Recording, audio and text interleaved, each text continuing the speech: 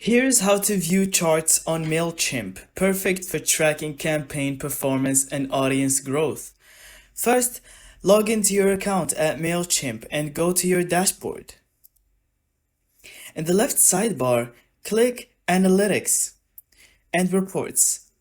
Then select Email Campaigns, Automations, or Audience, depending on what you want to analyze. Let's start with email campaigns.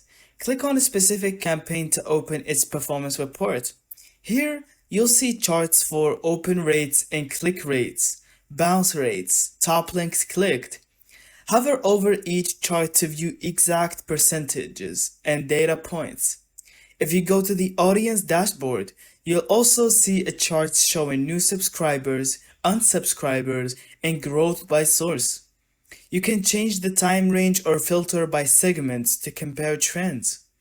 All reports can be downloaded or shared with your team using the export button. And that's how to view and understand your charts on Mailchimp. Visual, insightful, and great for making smarter marketing decisions. Thank you so much for watching. I hope you found this video helpful. Don't forget to leave us your thoughts in the comments.